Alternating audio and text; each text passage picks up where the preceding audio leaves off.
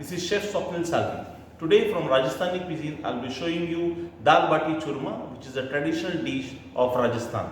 Please check the ingredients for it.